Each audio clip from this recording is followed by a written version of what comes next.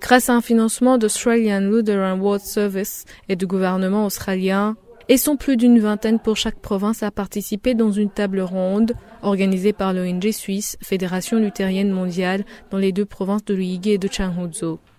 Ce sont des femmes bénéficiaires des projets de la FLM sur leurs collines et quelques autorités administratives.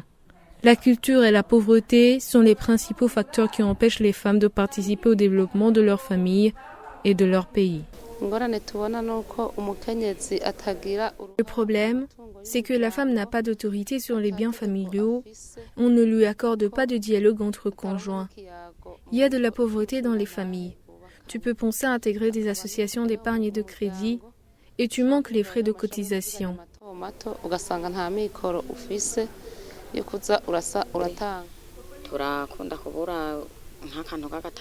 Ce qui est dur, c'est d'avoir du capital. Quand on parvient à l'avoir, c'est insuffisant et on ne gagne pas assez pour payer les frais scolaires de nos enfants, pour nourrir nos familles, et cela à cause de la malnutrition, parce que nous avons de maigres revenus.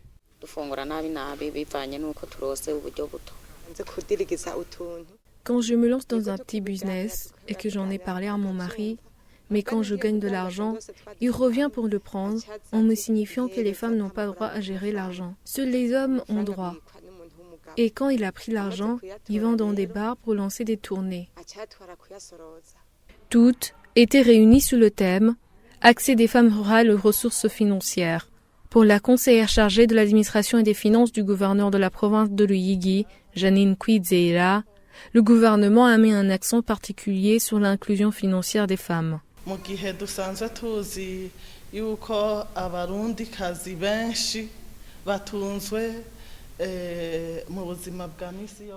Nous savons bien que la majorité des femmes burundaises vivent de l'agriculture. Environ 99% sont cultivatrices. Il faut qu'elles sortent de leur coin pour qu'elles fassent d'autres projets de développement de leur famille et de leur pays.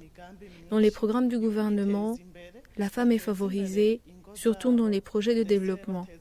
Le gouvernement a compris que sans la femme, le développement est impossible.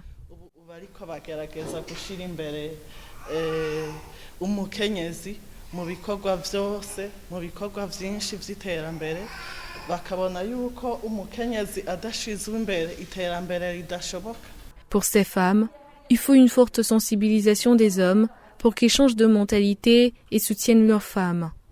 Selon elles, le code des personnes de la famille est à vulgariser parce que la plupart ne savent pas qu'elles peuvent déposer des plaintes dans la justice. Elles demandent également que l'administration et les organisations leur apprennent à bien élaborer des projets qui pourraient les sortir de la pauvreté.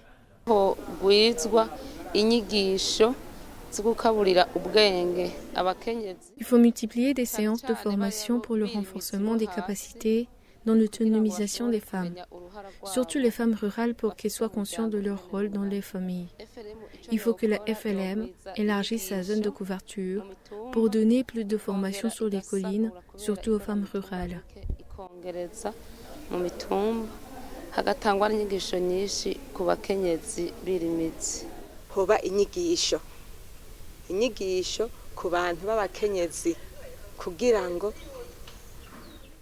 Il faut des formations aux femmes pour qu'elles échangent avec d'autres et donnent des idées, qu'elles intègrent des groupes d'épargne et de crédit. Je propose aussi qu'il y ait des sensibilisations envers les hommes pour leur apprendre comment ne pas bafouer les droits de la femme, qu'ils soient conscients que les femmes ont un rôle primordial à jouer dans le développement.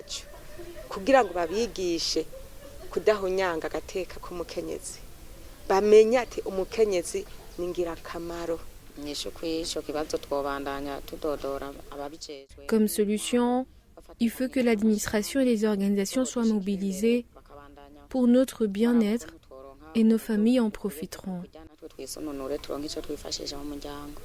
Pour la FLM, l'objectif de cette session est de donner la voix aux femmes et de rassembler les difficultés qui les empêchent de se développer. La FLM va partager les allégations aux acteurs qui sont l'administration et les sociétés civiles sur lesquels ils vont se baser pour agir. C'est pour trouver des solutions aux problèmes qui hantent la société burundaise, la Fédération luthérienne mondiale est actif dans les provinces de Changuzo et de Ruyigi. Et s'est donné pour mission de donner aux Burundais et à leur communauté les moyens de prendre en charge leur propre destin dans la dignité.